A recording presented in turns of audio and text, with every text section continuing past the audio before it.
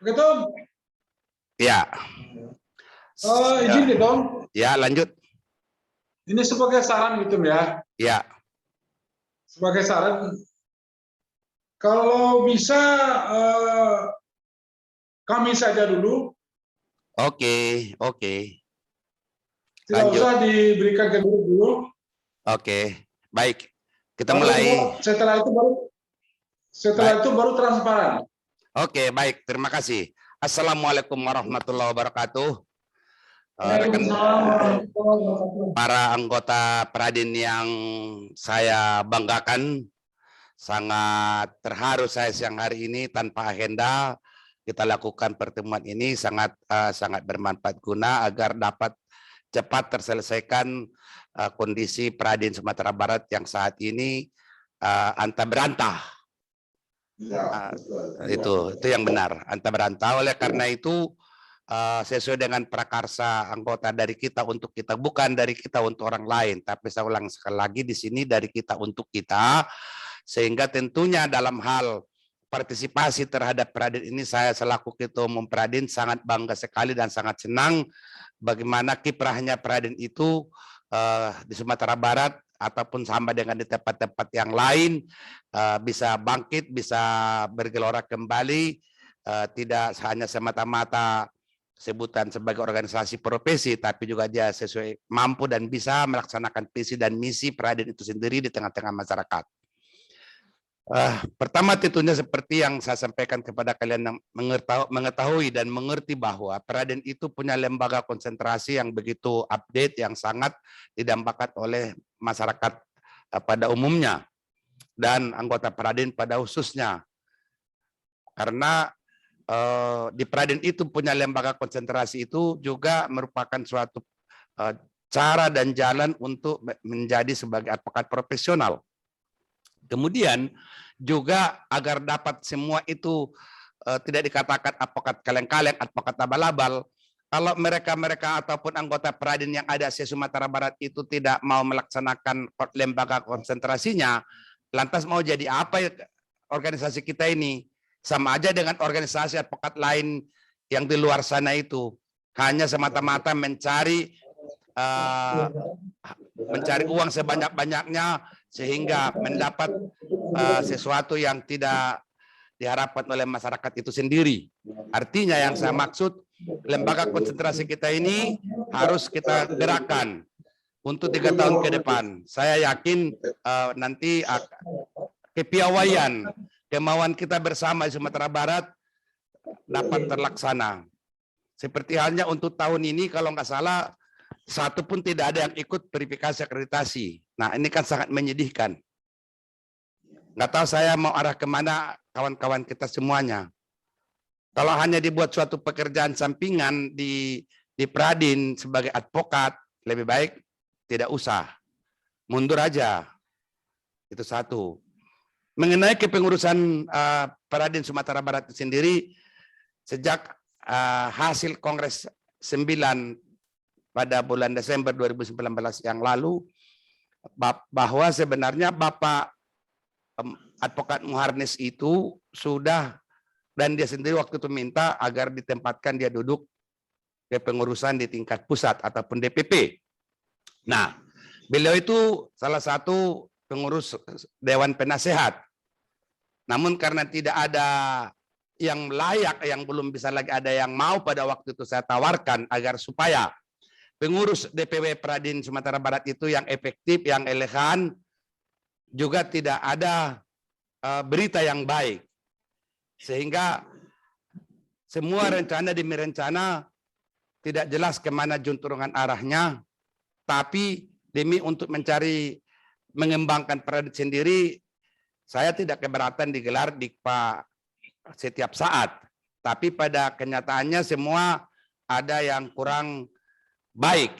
Seperti halnya yang terjadi sekarang ini, buku-buku ternyata kepada pesertanya tidak dibagikan, Dikpa 5, Dikpa 6. Ini saya sangat saya sedih sekali melihatnya. Ini salah satu faktor yang untuk membuat saya yang namanya adanya sambung bergayung di dalam hal ini, tentunya sangat saya dambakan, kita dambakan bersama agar supaya jalan Peradin itu sebagaimana mestinya di Sumatera Barat. Nah, oleh karena itu prakarsa kalian sesuai dengan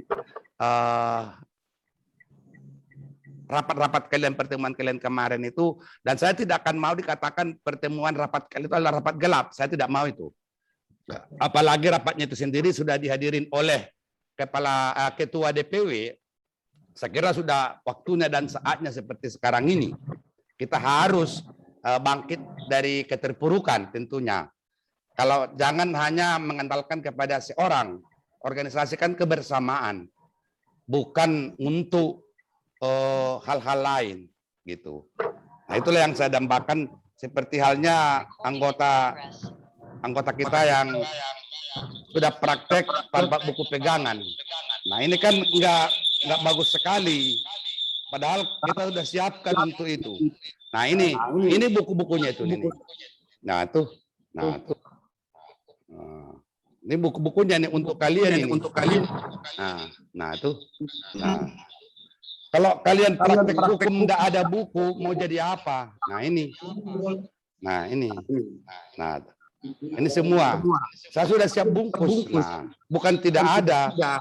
Nah, inilah yang perlu saya dambakan kepada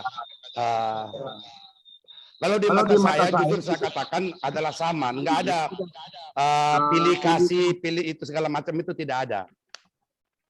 Nah, dengan adanya sekarang prakarsa ini, saya sangat terima kasih sekali dengan adanya gagasan-gagasan yang baru untuk membangun Peradin. Bagi saya tidak masalah, tolong lakukan itu, namun mekanisme organisasi kita jangan kangkangin ataupun jangan kita langgar konstitusi organisasi yang dimaksud. Tetap selalu kita lakukan mekanisme yang ada.